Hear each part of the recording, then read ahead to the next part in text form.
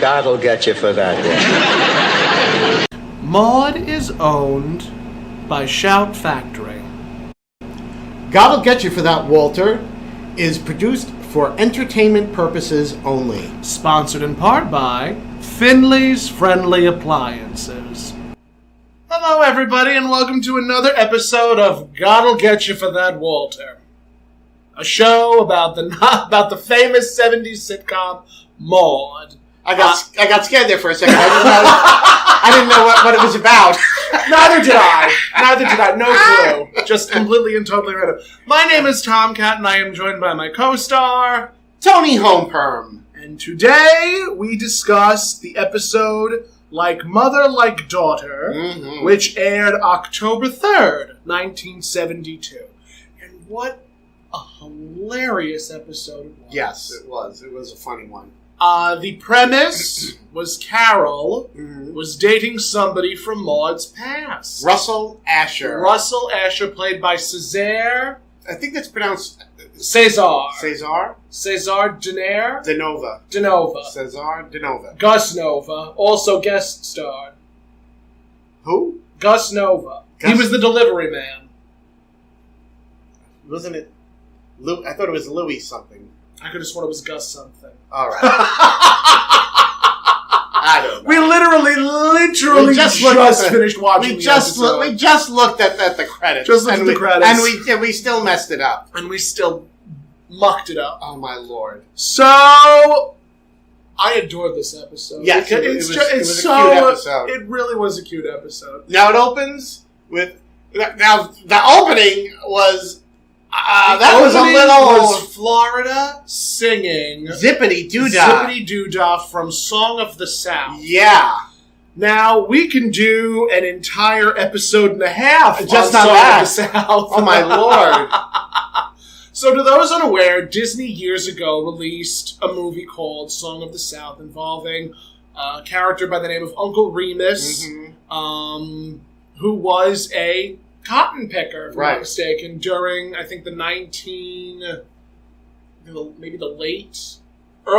1900s, I want to say. And he told the story of, Brer Rabbit, Brer Bear, and the Tar Boy. Tar Baby. The Tar Baby. Just all of these incredibly racist, this incredibly racist story. And it was just... It definitely takes you out of it for a little bit because you're seeing Esther Roll as Florida singing Zippity Doodah, and the show itself is very musical. Yeah. In a lot of episodes, you'll hear Maude just singing randomly, or it'll be a musical episode specifically with singing involved, or you'll just have characters randomly break out into song. As a matter of fact, one of the things that I wanted to do was, do a live show with a live show of Maude, because I do Maude live, but I wanted to do a Maude live, with various songs where the characters would either lip sync or sing to, or just some such fiddle faddle and rot. But to hear Florida singing Zippity Doodah, it really was one of those moments where I'm like, this is a choice. Yeah. Choices were made by the production team, and they thought this was a good idea. Well, back then, I don't think anybody really thought, nobody really thought about it. It was just it was an afterthought. It was just a song. People weren't really... It was used in Disney movies. If I'm not mistaken, it was used definitely after Song of the South was cast aside as a movie that Disney wanted to associate with itself. I actually saw Song of the South as a kid in the movie theater. Oh, God. But when I was a child, during the summer, because kids were off from school, the movie theaters during the week would have a different Disney film showing. So that was, so during your summer vacation, it was once a week you went to the my mother would take me to the movie theater, and there was a different Disney movie. That's how 1 week it was Cinderella, and then it was Snow White, and Bambi. It was definitely Dumbo. a way for Disney to make more money. Yeah, and back then, one of the movies in the rotation was Song of the South. Believe it or not. You know, I can believe that. Oh yeah. It was, it was during a time before the Black Liberation Movement, and it didn't have it. When was it taken out of the Disney pantheon? I'm trying to remember. I'm not sure. Wasn't really that long ago. I want to say it was within the last 30 years. I think like or maybe even the last 20. less, maybe 15. Really? Maybe a little bit longer. Because I remember watching it. I remember watching it with a small group of friends. We were able to download it through torrents. Yeah, because you can't. It's not like it's not something you can purchase. No, not it's anymore. not something you can find. You can't find it. You can't find it like in legitimate Disney made it very difficult to get sort of that movie. Yeah, with very good reason. Rightfully good reason. Yeah, it is it's a very unfortunate movie. Yeah. In the grand scheme of things. Yeah. But, you have this Uncle Remus character singing Zippity Doo Dah, and you have this song. I'm not mistaken, it was written for the movie. probably. And it was later used in, park rides. Yeah. And I remember when Disney also released those Disneyland Fun videos, where it would be, various songs, and you would, watch the bouncing ball. It would be sing-along. Yeah. It'd be sing-along videos. And one of them had Zippity Doo Dah on it. So the song has been around for obviously a long time. Yeah. So that was definitely an interesting thing to it was open an episode. Yeah, coming from a modern sensibility, it was a little jarring to see that, especially because we're seeing Florida was presented to the audience that she wasn't like this, a step and fetch it character. Yeah. And if anybody doesn't know what that means, traditionally, black characters were, that's a term that was used, meaning that they were like the token. The token. They were, that the help and that sort of thing, and they were just, be portrayed in a very racist and stereotypical way of being happy. There was to actually, serve. To talk about Florida and not bring up the racial overtones and undertones even of how the character was written. There was actually an episode that we'll get to in time, where little Nancy Potter, who's there was a program, I think, in the city where a young black kid would go and stay with a white middle-class suburban family for a little bit. And Nancy Potter actually calls Florida Pancake Lady. Oh. And, it's something to acknowledge. There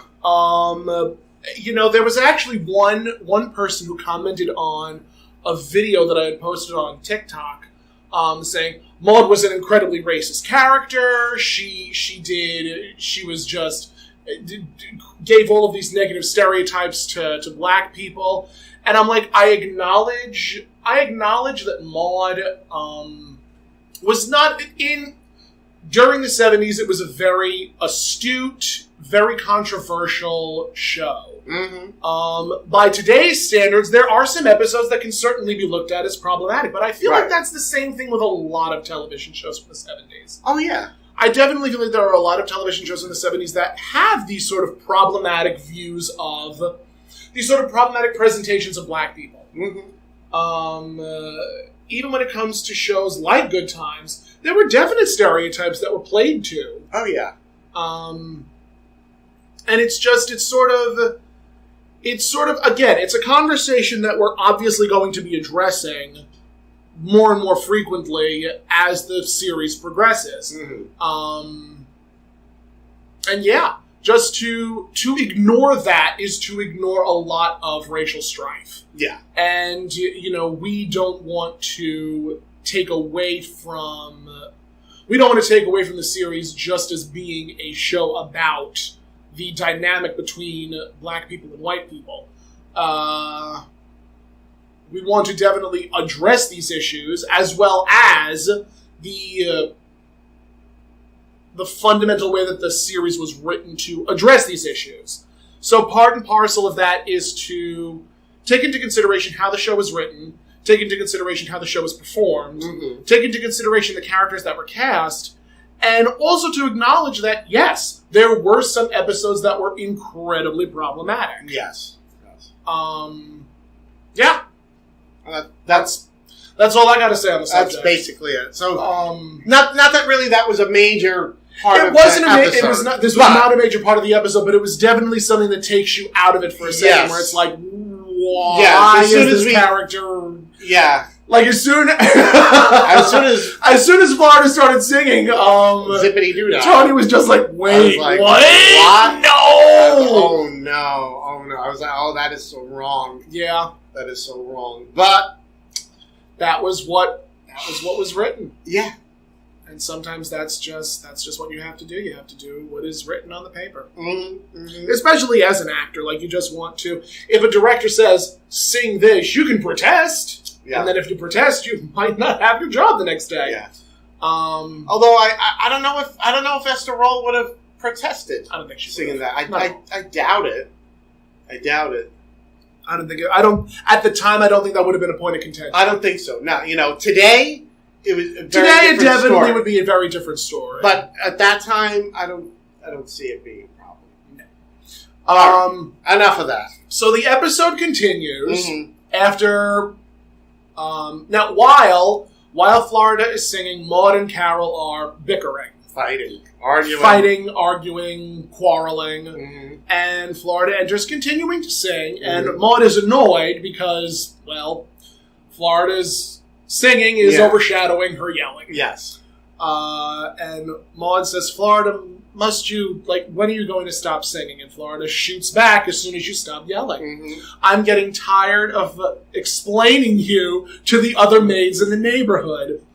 And Maude, Maude comes back saying, well, they may be maids in other households, but in this household, you're a housekeeper. And, Florida shoots back.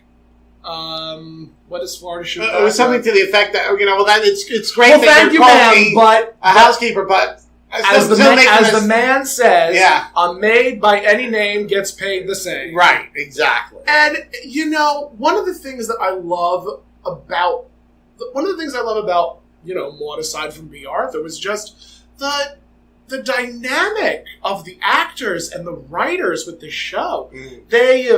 They made it so that the arguments were mostly in good fun, but also very informative of the time. The dialogue was very much informative of the time. And, the actors made informed decisions. I remember watching an interview with B. Arthur. I think she was being interviewed by either Entertainment Weekly or the Association for Television or something one like of those things. And one of the things that she was asked was, you are very well known for timing. Because B. Arthur was she knew how to hold a pause. And, part of that wasn't even based in training. But she mentioned Sid Caesar. Sid Caesar was, I think, one of her acting coaches. And he also, tried to sort of help her along. And another one of the reasons why B made those bold choices was because she claimed she was fearless. Because she always, again, made those sort of bold choices. And to see the choices made in actors from, like B. Arthur, like Adrienne Barbeau. Adrienne Barbeau played a very human Carol. Yes. I don't think there was ever a point in time when Carol was a very cartoony character. No. Whereas with Maude, Maude definitely sometimes came off like an Archie Bunker, where you would be this sort of over-the-top, over-dramatic type of character. Right. And even Walter sometimes was very, very human. Yeah. So it's interesting to see the choices that the actors have made. Mm-hmm. And, Florida Esteroll, again, another human character. I don't think that there was ever a point in time when the character was cartoony. No. And I use cartoony with quotation marks because it's the damnedest thing. I've said this a number of times. Mm-hmm. One of the reasons why I think Golden Girls was so successful was because of the cartoonishness of the characters. Oh, definitely. Definitely. Like you have the short, spunky, spry Sophia. You have the sort of dumb, innocent blonde. The dumb, Rose. innocent blonde Rose. You have the vamp who sleeps with everybody, Blanche, with the heavy, heavy Southern accent. And then you have B. Arthur, who essentially plays Maude, but a Brooklyn Italian. Yes, the dry-wit, sarcastic. Dry-wit, acerbic, very sarcastic, very dry. Right. You have the darling. And comparing Golden Girls to Maude, which happens more often than you would think it does. Mm-hmm. People will always say Maude was very controversial, Maude was very serious. Mm-hmm. If you just watch the character Maude, B. Arthur was zany. Yeah. B. Arthur was very zany. Yeah. Yes, the subject matter was very serious, but the character was still very much a cartoon. It was still very much a caricature of what a liberal, middle-class white woman would be like. Right. Very true. And that's, I think, one of the reasons why Maude...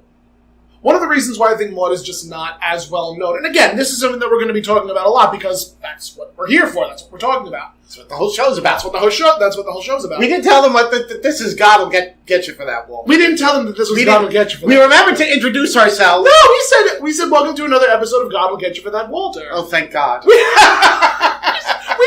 that. Oh, thank God. Oh my goodness gracious. Oh my Lord. But if not, welcome to another episode of God will get you for that, Walter. Oh, are we starting over? No, we're not starting over. Absolutely not. Not at 15 minutes. Not at quarter after. Okay. Absolutely not. Oh, excuse me. So that is one of the reasons why I think that Maude. One of the reasons why Maude does well is because of the cartoonishness of the titular character. Okay. And one of the reasons it doesn't is because a lot of the episodes, and I actually said this in one of the Golden Girls Facebook groups that I'm a part of. Uh-huh. Someone had said, why isn't Designing Women getting the same treatment as the Golden Girls? Mm. And I had said, one of the reasons why is because a lot of the episodes on Designing Women are incredibly controversial and incredibly politically motivated. Yes. And whereas Golden Girls, yes, you have these sort of hard-hitting issues, but you also have a lot of buffoonery, I guess you can say. Yes. Especially with some of the writing a lot of the episodes were hard-hitting, yes, with Golden Girls, but because the characters were so over the top, right, and so over-dramatic, it made the show easier to digest. True. Whereas with Maude and Designing Women, these are real people, and these are real storylines. Like, these are real things that have happened. Right. Not to detract from the real things that have happened, the real storylines that were addressed in Golden Girls, but they were handled with a little bit more... I'm trying to think of the right word to use here. They were sort of handled with sort of a softer hand. Yeah. Even in the very first episode, when Sophia is coming out with some of her remarks, and Rose is like saying, Sophia, you can't do that. And Blanche is like, oh, honey, she can't help it.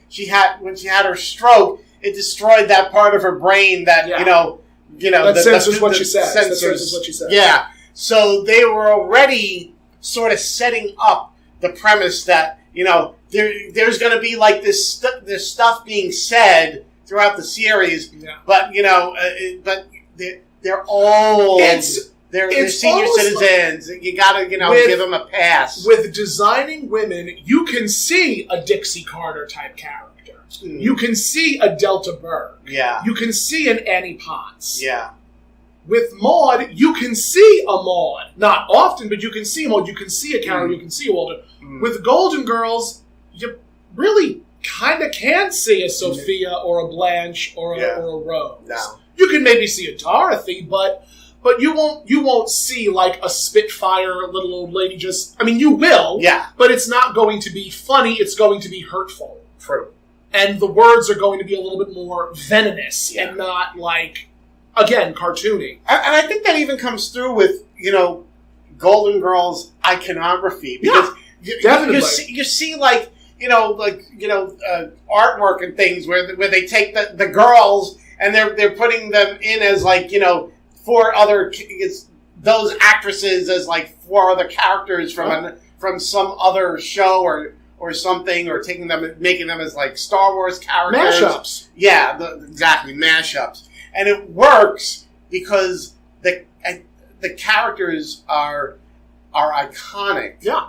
So and that's they're bold. They're Yeah. bold, very easily recognizable characters. Yes. They're all they're all independent of each other. Yeah.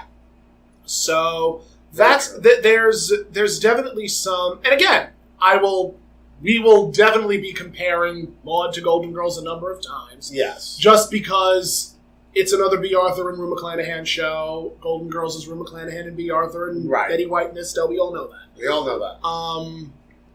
But it's just, part and parcel of the game, really. Mm-hmm. So the episode starts Yes. with Maude and Carol arguing about the fact that Carol is going out with not only an older man, but somebody that Maude used to date. And we find out almost at the very end that Maude was initially thinking that Russell Asher was going to propose to her. Right. Right. So the episode opens basically with a very big thing happening, because I don't know how I would feel if I were, I guess, dating a gay friend that my mother had. I don't know how I would feel about that. I don't know how my mother would feel about it. I know that it would probably be a very interesting conversation that the two of us would have. But as someone who is Carol's age, that's a lot. My first Grindr hookup. Okay. I was with a gentleman who I had assumed was in his 50s. Early 50s. He was a very young looking individual. Okay. And we, do what mammals do. Okay. And at the very end, well, it was on Grindr, so it was Grindr. Don't so you polish stones? I thought it was for like-minded people who want to grind stones. No? No, my darling. Oh, okay. No, my dear. So we do. I can't stand it. So you finished grinding. We finished grinding. We finished doing what mammals do, and we're having a conversation. I'm like, well, wait, how old are you? Now How old were you at the time? I think I had just turned 30, and he says I just turned 62 the other last month, and I'm like, oh my! I just slept with someone who could be my father, and again, it's a conversation that comes up a lot in the show because Carol does sometimes date. Well, Carol dates a lot. Carol's dated younger men. Carol's dated older men. But in like the first 2 seasons, in the first season she dates predominantly older men. In the second season she has a steady beau. In the third season, I'm trying to remember what they did with her in the third season. Nothing's coming to mind, but we'll get to that later. Yeah, we'll find out. We will certainly find out. But for me, dating an older man that not only is an older man, but also someone my mother used to date, would just, I would feel unclean. Yeah. I would just feel unclean. I really would. Yeah. No. Have you ever dated an older man? I'm married to an older man. What are you talking about? I asked for that. Yes, my husband is 13 years older than me. I had no... Oh, no. I know because you had just said that, Tim, but I did not know that until recently. Yeah. I didn't know that until today. Yeah, yes. I'm the trophy wife. You are the trophy wife. The best thing for a relationship is always be the trophy wife. Always be the trophy wife. Always be the trophy wife. I'll keep that in mind. You'll never go wrong. I'm too tall to be a trophy wife. This may be true. I'm so sorry. I'm too tall. True. I'm too tall and too loud. Yes, I am petite. You are petite. You are petite, and that's why you're my mother. So the conversation continues between Maude and Carol, and Maude insists upon aging the man. First he was 60, then he was 70. Then he was 50. He was almost 50. When she's not liking him, he's aging. When she does like, all of a sudden he's approaching 50. He's approaching 50. Not even 50, approaching 50. So and Walter also notices, like, Carol's. And Carol says to him to Walter about, no one can age a man like my mother. And Walter's like, I'll drink to that. Yeah, I'll drink to that. To which Maude retorts, God'll get you for that, Walter. And, every time I hear her say, God'll get you for that, Walter, it makes my heart so happy. I know. But the reason why it makes me so happy is because of the hypocrisy of it.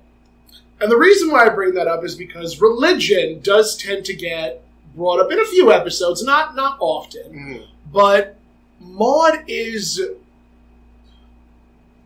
in the way that I've watched it, I watch it as Maude is agnostic. Mm-hmm. She does believe that there's a higher power. Right. But she has her own sense and sensibility of it. Right. And the hypocrisy of Christianity is brought up a number of times in this show.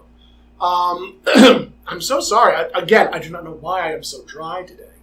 It's the proximity to me. I'm just I'm You're so just dry. Absorbing all of the I'm absorbing all the moisture out of you. I'm like a sponge. So the episode does continue, and they ask Florida for her opinion. They ask Florida. Carol and Maude are both like, how would you feel if your daughter were dating not only an older man, but someone that Maude used to date? Florida passes. Florida made sure to get out of the fire as soon as humanly possible. Not gonna touch it. So Florida ends up going upstairs because Carol had said, my bathroom's in real bad shape, would you mind? Because Carol was getting ready for the romantic date with this Russell Asher. And I'm trying to think how the episode... I know that... When does... Carol, I think, ends up going upstairs. She goes upstairs, and then I think the doorbell rings, and it's Russell. It's Russell, yes. And... In a leisure suit. In a very attractive leisure suit. Yes. I wasn't turned off by it. Yes, I had a leisure suit. Oh, I'm sure you did. I am positive you did. Mine was navy blue, and I had like the same a shirt that it was like or I can see the polyester now. It was this silky polyester thing. It had this crazy like I think it was like seagull pattern on it or something, and I was like, oh, but I thought I was it. You were it. I thought I was it. Let me tell you. The only thing I didn't have was the Mr. Furley ascot. Oh, Jesus Christmas. Speaking of Mr. Furley, did you not notice that it was open? His shirt was open to his navel. Yes, that's and what we did. And he had this very long gold chain in it. And I'm like, that is very indicative of the time. That's how we wore them. That's how we rolled. That's how... Our shirts were open to the navel. It would be even better if you had a hairy chest, because unlike nowadays where everything is supposed to be depilatory and shaved smooth. It was like back then. It was like hairy chest was it. I mean, oh my goodness gracious! Do you want to know why that became a thing? Why? Gay porn. Yep. That's exactly right. Gay porn. That's exactly how it happened. Yes. If you were hairy, that meant that you may have had the disease. Really? Yep. There were a lot of stereotypes about that. I don't remember anything ever being associating body hair with HIV. There was some. I'm trying to remember because I remember watching a documentary. Somehow I managed to watch a documentary on this, where the shaved body was not only more attractive to viewers, but I could have sworn it also had something to do with the AIDS epidemic. I don't remember that. I definitely want to. This is a conversation that we'll also be revisiting, but I definitely think that was the case. During the 60s and 70s, it was very. I mean, during the 70s specifically, being hairy was very much in. Yes, it was very much in vogue. Yeah, and it wasn't until like the mid to late 80s, early 90s, when the shaved body and the Adonis figure, the blonde hair, like Aryan. Yes. Aryan became... William Higgins' gay porn. Yes. You just described it to a T. That's where it started. Blossomed, yes. that's where Mayim Bialik. Yes. Mayim Bialik. She's back again. But yeah, that was. He walks in this beautiful leisure suit, but not before. And he was a handsome older guy. He was a very handsome gentleman. Yeah, very handsome older guy. I would call him Daddy. Me too. I too would call him Daddy. But wait, you can't call him Daddy if I call him Daddy first, because then it's like we're exactly like Maude and Carol. I'll call him Granddaddy then. That's what I do. I'll call him Granddaddy. But not before Maude gets in her piece. Yes. She opens the door and says, "Russell, I want to make one thing clear. I believe more in leprosy than I do in May and December relationships. Hello and welcome to my home." I believe more in leprosy. Yeah. Like, who says that? Maude does. Maude says that. So, the episode continues with Maude introducing Russell. to Walter. He had a weird accent. He had a transatlantic, mid-Atlantic accent. Maybe even, almost like, not even, Ricardo Montalban. Like, I hear the voice and I'm like, why are you trying to impersonate Ricardo Montalban? It was weird. But the thing is, he didn't have, like the name Russell Asher. Russell Asher does not sound ethnic. No, it sounds very white bread. And I was like, why is, the name is so white bread. Where did he live in the books that were, in Maine? Where in Maine? Bangor. I think Bangor, Maine. Bangor. Yeah, Bangor, Maine. Banger. Bangor, how Maine. Appropriate. Bangor, Maine. Oh, Jesus Christ. So, Russell's introduced to Walter by Maude way of saying, "I'd like you to meet one of the great facelifts of all time." Yes. And again, just Maude, in true to form fashion, just does not like this man. Does not like this man in the slightest. No. He's very much not okay with any of what's going on in Carol's world. No. Carol ends up coming downstairs after Maude insults Russell a number of times through his accent,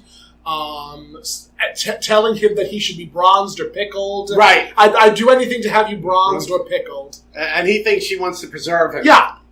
Again, a narcissist and another narcissist really create a beautiful dynamic. Yes.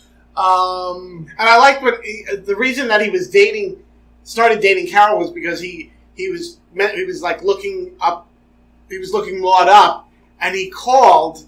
Yes, and he was trying to find Maude and ended up talking to Carol. And Carol and Russell spoke for, I think, an hour, 2 hours. Something like that. And Walter makes a remark about, like, how, well... If he had called an hour during the day, he would be dating Florida. He'd be dating Florida. I do, honest to goodness, I really do love some of the bits of dialogue that they gave Walter. Mm-hmm. Because Walter,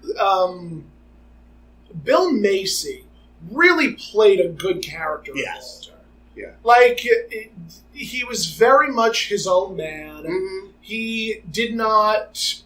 It wasn't like he was the doting submissive. Like we've addressed in earlier episodes. Yeah.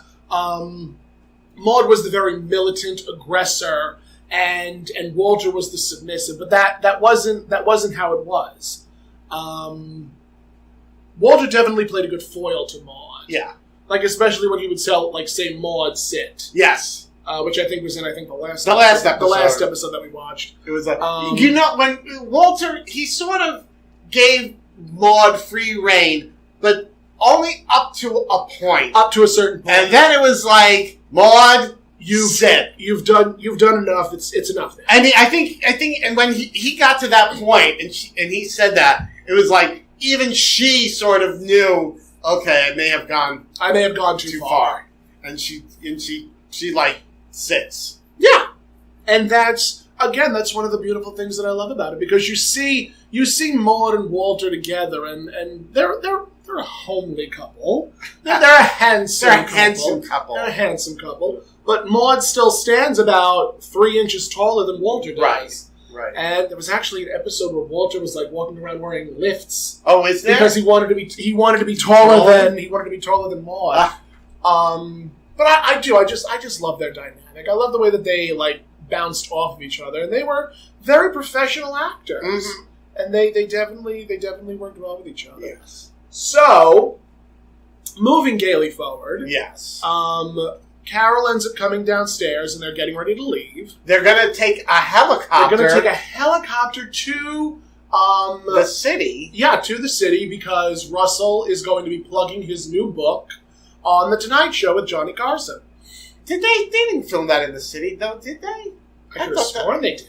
I thought it was in L.A. No. The Tonight Show. I think the only show that one of the only two shows that I know of, Conan, I think, records in California, and Jimmy Kimmel records in California. But for most, because when Johnny Carson, didn't Letterman take over for Carson? Yes. And they filmed The Tonight Show in the city. In the city, yes. I think I could swear when Johnny was doing it, it was in California. I could swear. We have to look this up. We'd have to look this up. But anyway, they were taking a helicopter into the city. Yeah. So Russell could plug his book on The Tonight Show. On The Tonight Show. And Maude, thinking, how do I, keep anything from happening? Suggest to Russell, why don't you and Carol go, because The Tonight Show records earlier and then airs later in the evening. Yes. And I think Carol came back with the reason why. That because Russell had already made plans for them to watch it at his place in the city. Yes. And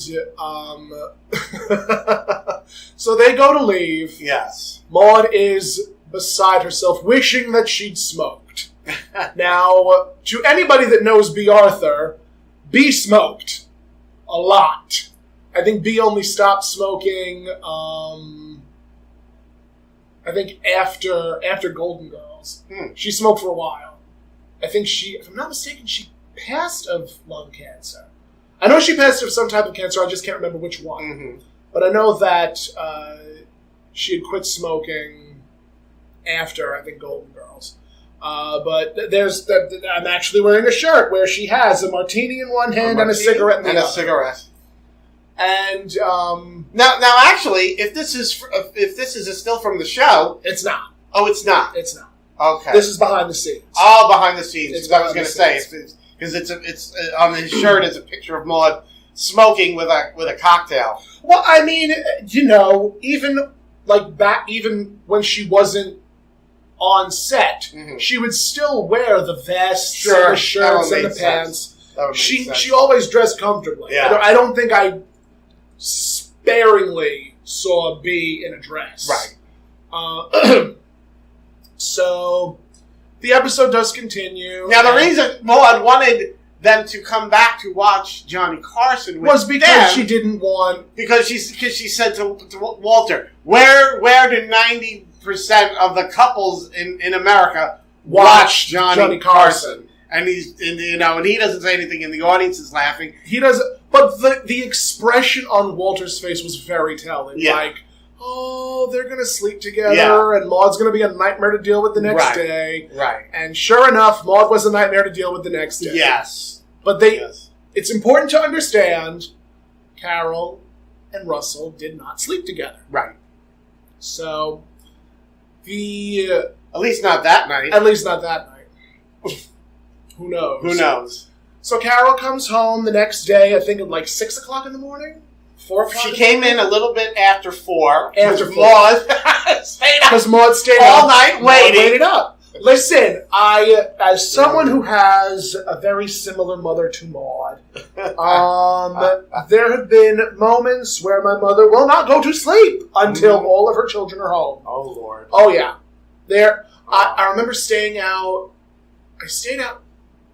It was a bar in Queens, Cozy Bowl in Ozone Park. Uh-huh. And I was out until about 5 in the morning. Oh, my. I get a phone call. Oh, my. Someone was in trouble. Where the fuck are you? Uh-huh. And I couldn't think of what to say. My mother says this to me, of course. And I'm like, I'm at a bar. I'm on my way home. She goes, I have not been to sleep. Mm-hmm. Where are you? I'm like, I'm on my way home. Relax. We're going to talk when you get home. Okay. Oh, my. Oh, yeah. I have a nasty, nasty habit of not calling my mother if I'm out. Still to this day, I don't bother. Oh, jeez. It's my life. Okay. This is my life. And I don't give a damn for Lost in Ocean.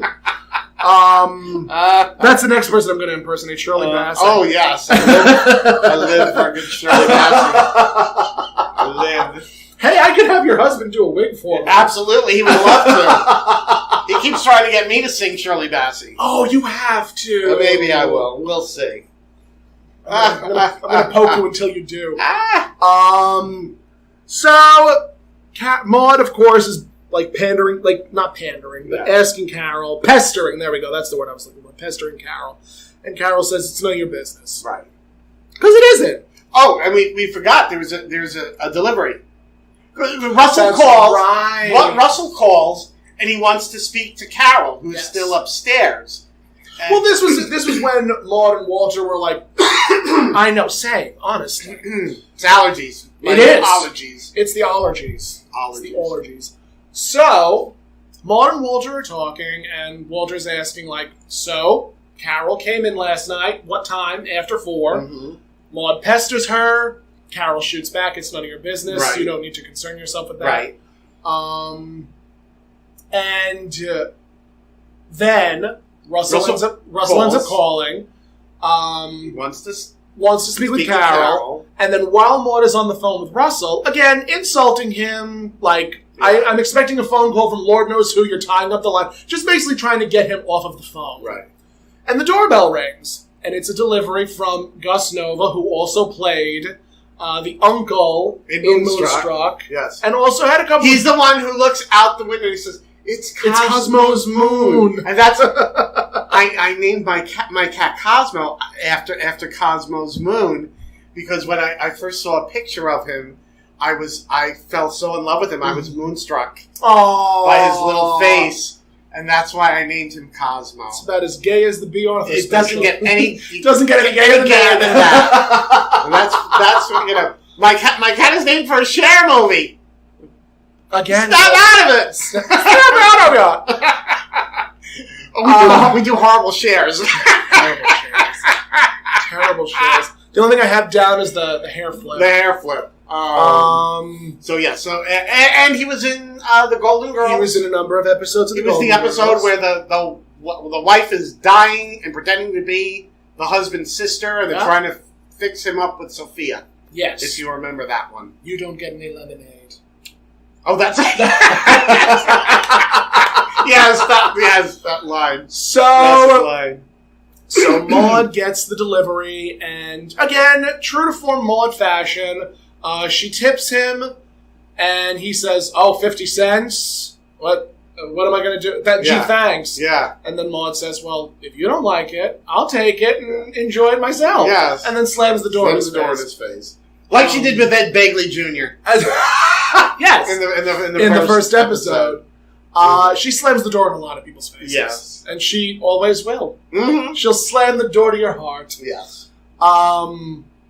So she takes the flowers into the living room. And now into the kitchen. she thinks there's a single rose. She thinks there's one single perfect rose. Right. And she opens the box. Of course, Walter's protesting. Why are you opening the package? It's for Carol. Right. And then Maude says, well, it's not like I'm opening her mail, but you kind of are. Yeah. You kind of are opening your daughter's mail there, Maude. And it is not one, not two, not even 12. Not even a dozen. But 24 perfect roses. Single stem roses. Yep. Perfect single stem roses. Yep. And Maude then manages to get Russell off the phone.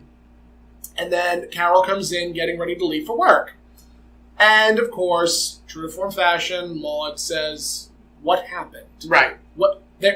Russell just called. There's these roses. Maude wants to know if her daughter and her ex did the nasty. Right. Which they didn't. Because... But Maude doesn't know that yet. Maude doesn't know this yet. And then Maude says... And Maude, remember, she's like... berating. She's berating. And now she's pleading with Carol to stop seeing him. And Carol says, sure, okay. Yeah. And Maude continues to plead because she's not even listening to Carol. Yep. And Carol's basically got to say, like, did you hear me? I said I'm not seeing him anymore. And that prompts Maude to say, what did he do? Right. I'll kill him. Right.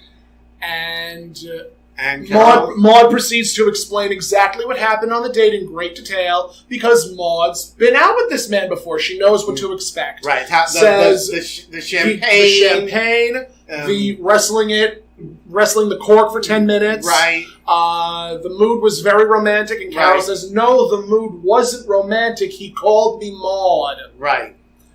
And the switch flipped. Yes. We went from initially hating Russell Asher to absolutely adoring him. He called me Maude. Yes, she turns around and is just literally, looking. she is lit up like a Christmas tree light. He called her Maude. Yes, because Maude is thinking because that now in Maude an is thinking that it was an intimate moment. Russell called Carol Maude. Which also is not the case. No, not the case. Has that ever happened to you? Hell no. It's never happened to me either. That's my story. No one's ever called out Maude during an intimate moment with you. I could imagine them calling out Maude with you. You bitch. Oh my God. The amount of... Trust me, the amount of... Oh, that could be a whole other show. That could be a whole other show, right? Me and Tony can talk about all of the men from foreign countries. The United Emirates. The United Emirates in our DMs. Yes, you want to marry us. You want to marry us and take us to their country. Unbelievable. But... And grindstones. And grindstones. So, moving right along. Keep it moving. Russell ends up showing up. Russell ends up coming to the house. Mm-hmm. And Maude says, we got your flowers. Yes. And we loved them. But of course... And Maude is remarking, she ends up remarking something about him to Walter. Now he's become a man. He's become a man, pushing 50. Approaching 50. Approaching 50. He went before he was a septuagenarian. Yes. And now he's merely approaching 50. Almost a centennial. Oh my God almighty. What is the term when you're a 50-year-old? Oh. Half a century. There you go. Half a century. Yes. Not centennial. That's 100. I know words. I know the best words. So Maude is obviously very smitten, very much under the impression that it was a romantic moment. And she is like so flirty and girly during all of this. The way Walter described it, last night you were Betty Davis, this morning Joan Crawford. Joan Crawford, yes. And, I mean, that was exactly how B played it. Yeah.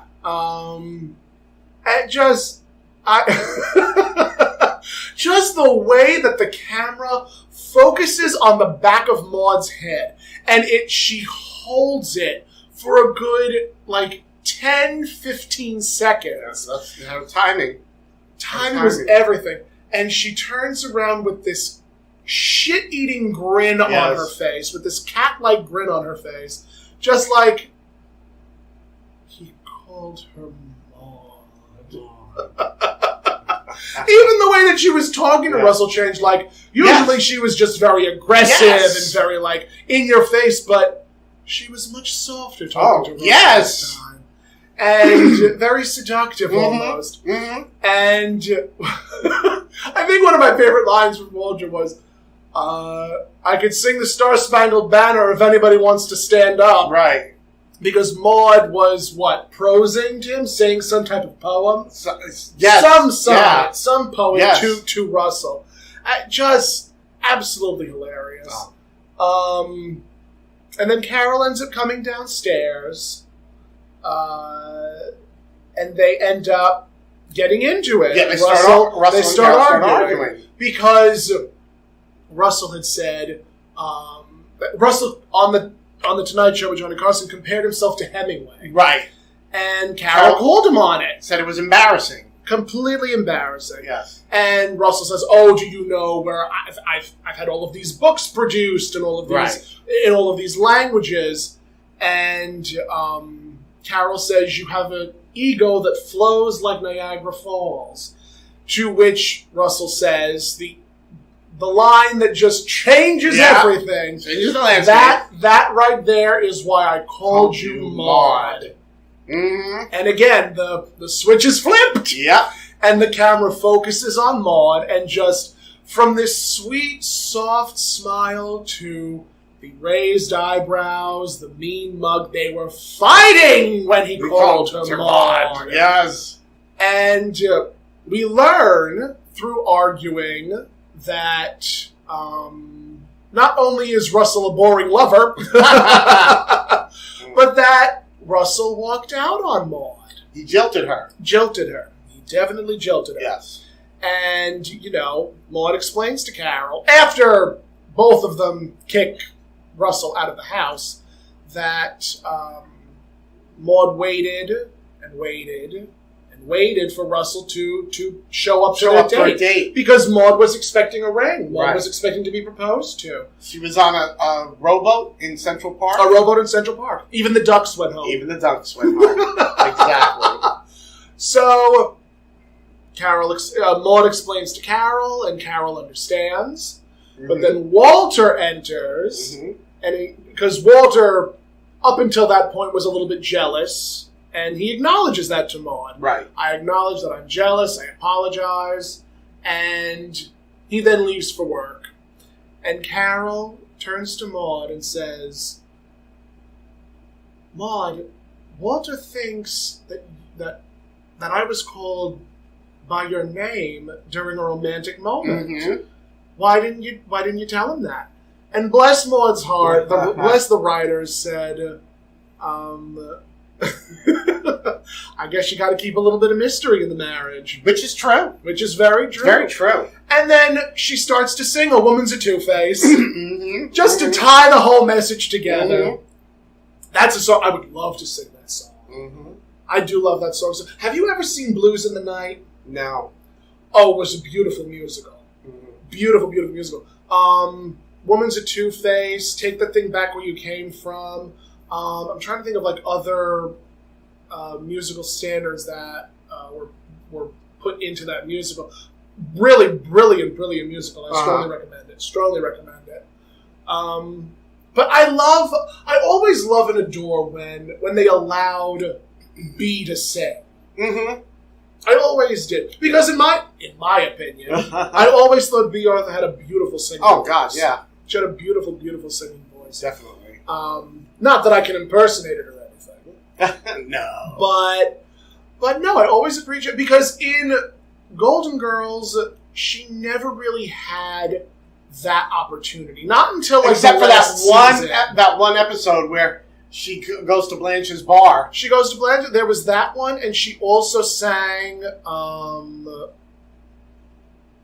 There was the Rheingold theme song, There was Journey to the Center of Attention, where it was Maude singing Hard Hearted Hannah and What'll Dorothy I Do? singing. Dorothy singing, I'm so sorry.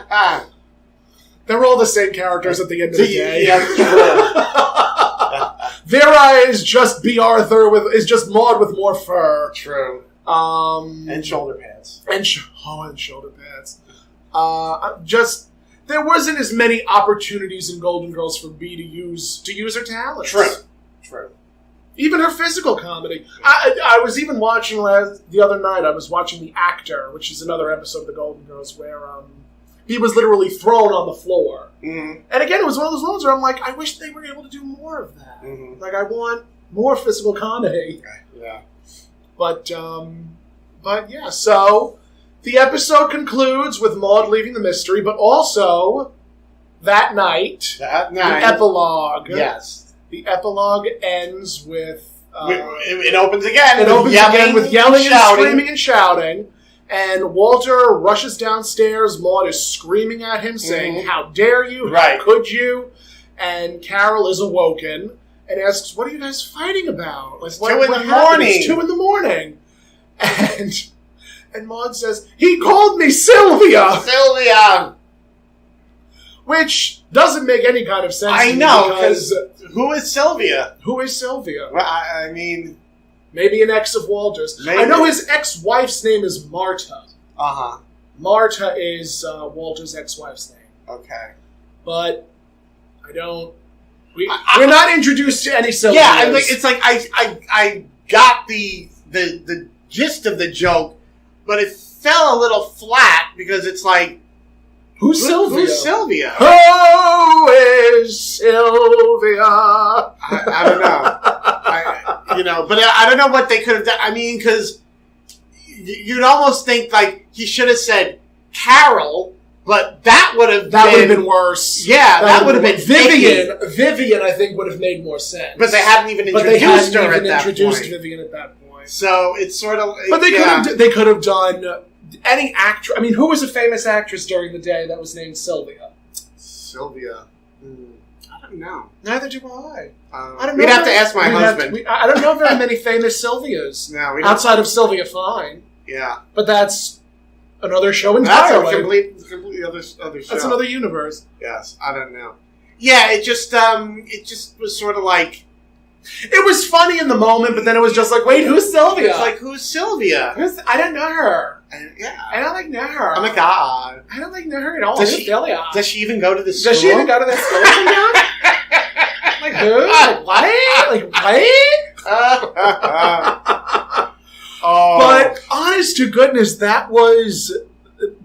There are a lot of episodes that I just need to watch sparingly. But that episode I could watch all the time. Yes. Just because it's so freaking absurd. Even just to see Russell Asher in the leisure suit. Are you going to call your husband Russell Asher now? Maybe. Variety is the spice of life. Oh my goodness! I'm going to have to see if I can get him a leisure suit. Hey, I would love to see. I would love to see fashions like that come back. Really? I really want that. Okay. I would love to see jumpsuits make a comeback. Mm-hmm. I would love to see. It seemed like rompers for men. Rompers are coming back. We're making a comeback, but then they sort of. I own Golden Girl rompers. I do! I'm not even kidding you!